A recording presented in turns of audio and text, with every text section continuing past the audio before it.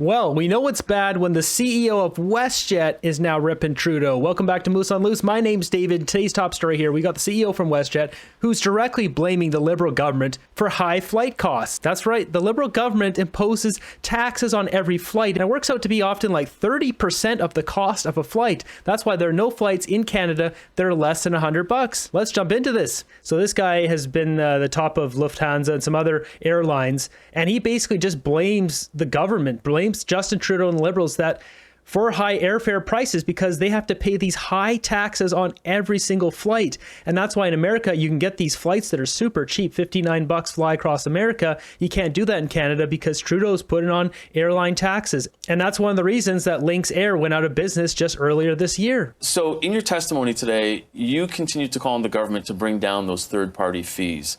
Those are those airport fees, security fees, and they're all applied to all air travel. If you said those are the only direction that those fees go is up. If those come down, will you also bring your fares down? Absolutely. So today's hearing was about affordability in air travel. And while there are many factors to affordability, there's one thing that's very unique to Canada, which is that all the government-controlled third-party fees and charges and taxes are just off the chart compared to other countries. And I'll give you one example. If this can all add up to $99, and this compares to 28 in the US. So it's more than 3 times of what it is south of the border. And this is the one reason why you find lots of double-digit ticket prices south of the border and no double-digit ticket prices all in north of the border. You're saying that is the only reason. There's no other reason beyond your control or within your control that you can't keep that and offer that lower? Well, the lowest that you can offer is obviously a zero airfare for the airline, but then all the taxes and fees that you have to pay for, right? So that's the lowest that you can offer. And if this, what's coming on top of it, is already $100, then you cannot offer a double-digit fare. And if you do, or double-digit all-in ticket price, and if you do, you're actually subsidizing your passengers because you're losing straight money because it's going, and then you go bankrupt. As so many airlines have gone bankrupt that tried it. 2 airlines this year alone. And Lynx Air, you may recall, they went bankrupt in February. They actually said it in their statement that they went bankrupt because they couldn't deal with these sky-high fees and taxes and charges in Canada. We have these fees on just everything. It's just ludicrous. Like, it's time to get rid of all these fees. I mean, we produce so much oil and our gas is expensive. Like, it's ridiculous. Conversations like with this government in terms of trying to fix this, because I know that this has been something you've been advocating for. And I say that because you've had experience with 16 years of Lufthansa and then 3.5 of those years with Austrian Airlines. Have you been able to say to this government and properly communicate to them what is happening in the European Union and maybe what works versus what doesn't work here?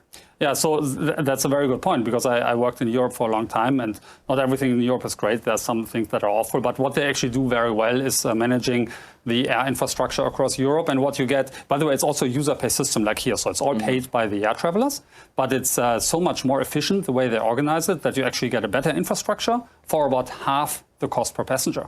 Now, we share this behind closed doors and in front of the doors with the government. I would say the further down in the hierarchy the people are you talk to, the more sympathy is for that. But so far, unfortunately, I don't see the political will to actually address it, to acknowledge it, to address it, and to start a reform.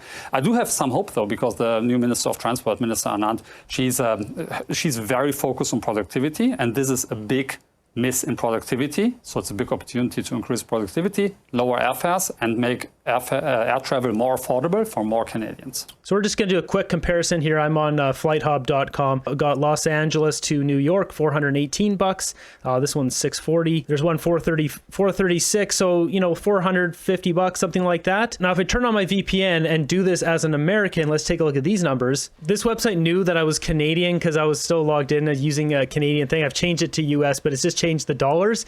It's still charging me the fees, but I went onto the price line here. You can see the exact same flight, $259 versus $326. And there's different ones here, $290, $350, but it's almost instant here. You can just look in America. If you're going across the country, it's $100 less just because of Canadian taxes. You have said in the past that you would be open to sharing the load basically for compensation, because oftentimes you can have a delay that's a result of air traffic controllers that have called in sick or whatnot. What is the percentage that you think would be appropriate to share with some of those other third parties? And do you think the government is open to spreading out some of that compensation burden? I would like to make a different point on compensation, because that's obviously a very complex issue. Lots of delays and cancellations are not authored by us. Some are, but many of them are from other parties. But I would like to make a different point, which is, when we introduce our ultra basic fare, that's the lowest fare option, by the way, the main reason why they called us.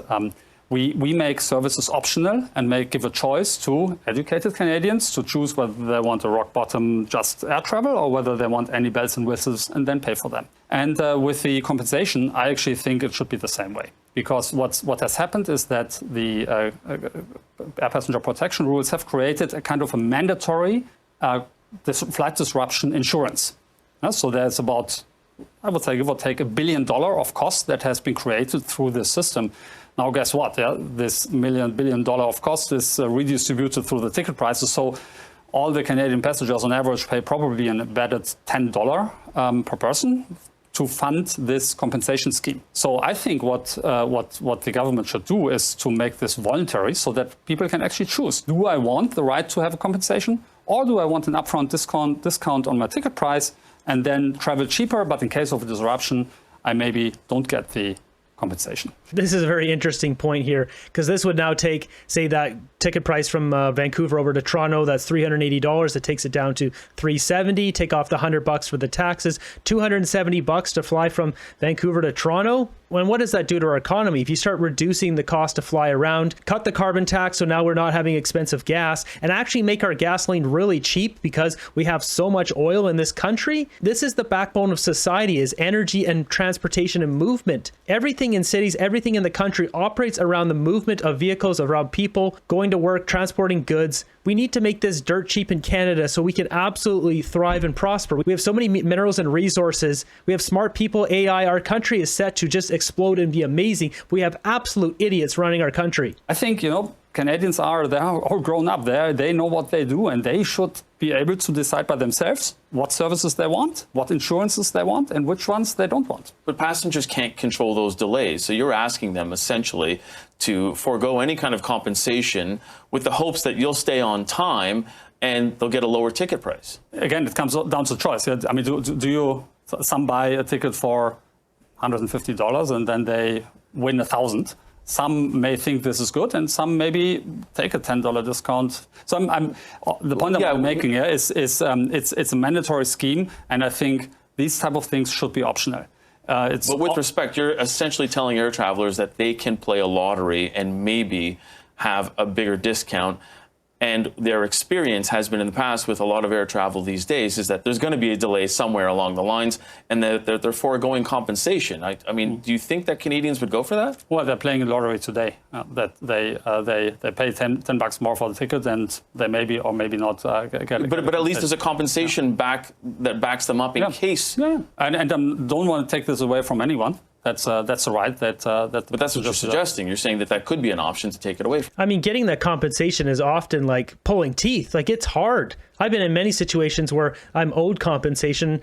They missed a flight. They overbooked it. They always overbooked the flight. Oh, sorry, somebody else is sitting in your seat because we booked 2 people for your seat. What kind of stupid crap is that? And then you have to try to get compensation. You try to get a hotel for the night. It absolutely screws up your evening, your night, the next day. People have businesses and things they're doing, overbooking tickets, compensation. The whole thing is stupid. More often than not, it's not worth the hassle. You don't get compensation. So why are we even paying for it? No, not take it away, but let them choose whether they want it.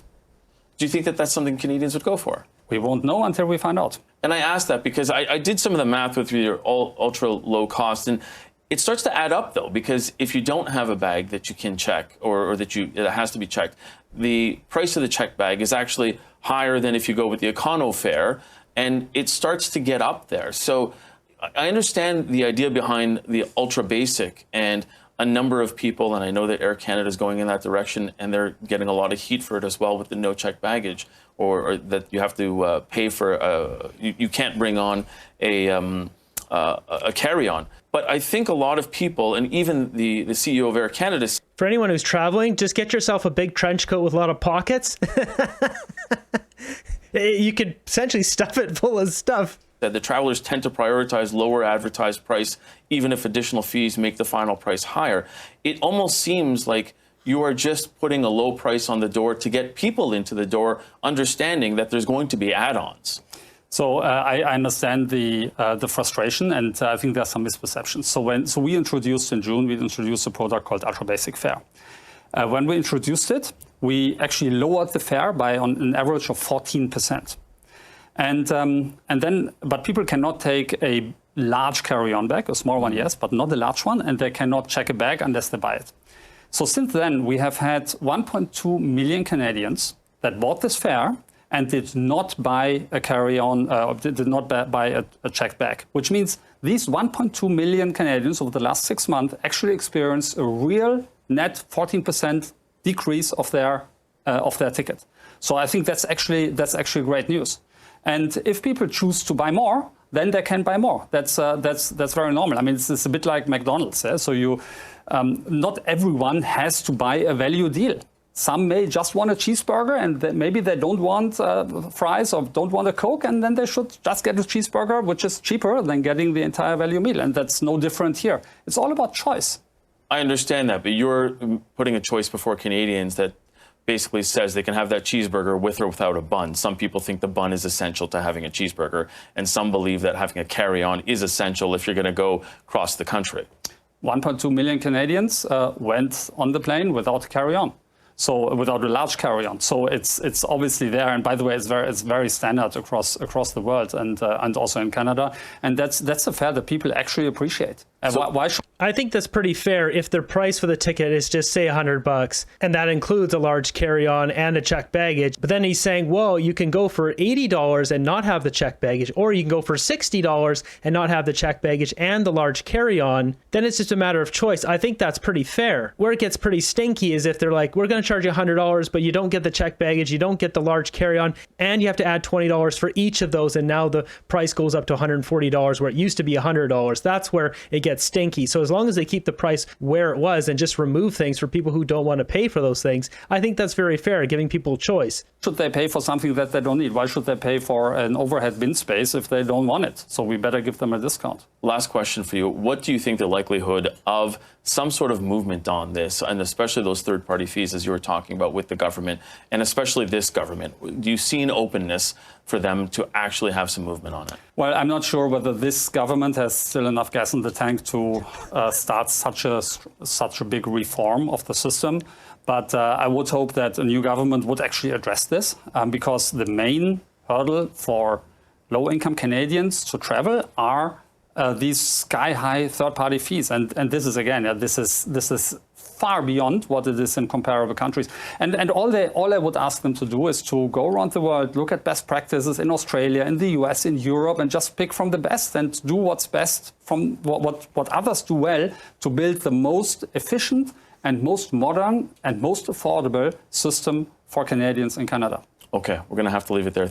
This guy here ripping Trudeau in the most polite way possible, basically saying we want Pierre Poilievre to come in and fix this problem. That'd be really nice. Trudeau and the Liberals don't have enough gas in the tank. Flew to Florida, one-way ticket, $178. Air Canada received $62 of this fare. Government fees are out of control and carefully hidden. Just think of that, $62. That's 34% of the price of the ticket is in fees. It's funny how he just admitted Liberal government needs to go and a new government needs to look at it. Yeah, you even have like the CEO of WestJet admitting that the Trudeau Liberals have to go. I agree with the CEO, customers should have a choice. Me personally, for almost every time I fly, I don't check a bag. I just go with the carry-on so I can just get in and get out. I would rather just get charged less for doing that. Well, there you have it. Even the WestJet CEO is tearing into Justin Trudeau, blaming Trudeau, and basically in so many words said, we'll wait till the next Prime Minister, Pierre Poilievre, steps in to actually fix this problem. How embarrassing.